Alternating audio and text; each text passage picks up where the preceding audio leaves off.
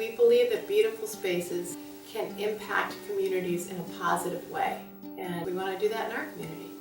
Lowe's was offering $5,000 to neighborhood groups to beautify an area of their neighborhood. So we thought, well, we'll try. And if we were to win it, we're going to focus on just one small area of the park and make that really excellent.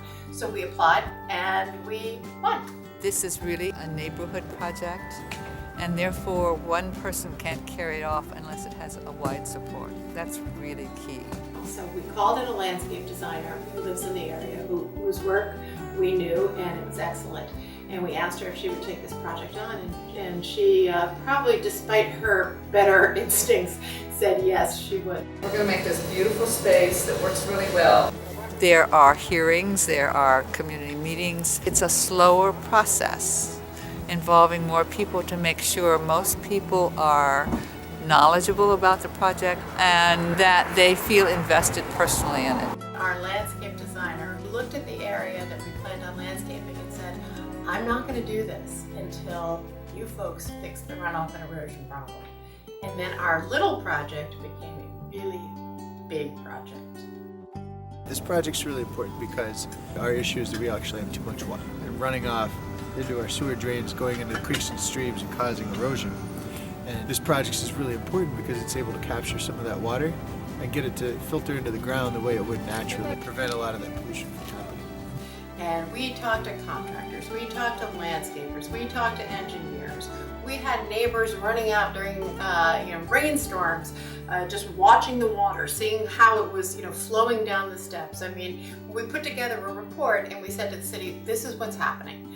Here are the problems that we need to solve, and here's how we think we should solve them. So the city was great. They came to the table ready to play. So that's stuff that the city has agreed publicly to do, and I just met with them. What we're doing right here is even going to have an impact in our Chesapeake Bay watershed and helping to clean that watershed. So, it's a lot larger than just this smaller location, and it's a lot bigger picture than that. Lowe's has been very important. As a result of Lowe's grant, we were able to get other people to give money, other organizations pitched in, we were able to say Lowe's made this grant to us, made this effort, and now will you pitch in? And it makes a huge difference in fundraising. So we were really able to raise more money, we were able to generate more interest within the neighborhood. In the end, the personal investment of the neighbors is what's going to make this successful over time, because public projects also need a lot of care because of the level of wear and tear that goes on around them.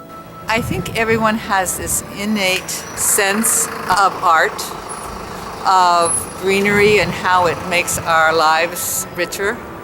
And whether they know plants or not, but they just appreciate the artistry of nature.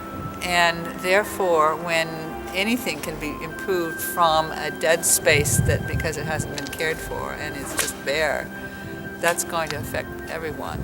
Oh, the reaction has been fantastic. We got a lot of local press coverage. Neighbors have been thrilled. We get stopped all the time. This is so beautiful. How did this happen? This is great. How can I help? I mean, we're loving the reaction, and it's exactly what we were hoping for. This Kalorama Park is used by our whole neighborhood. People gather here all 4 seasons, and that planning has added immeasurably to the beauty of our park. Thank you. And all this came about because of the Lowe's grant. It's looking very much like I envisioned, and I can't wait to see it a year from now when it will really come into fruition.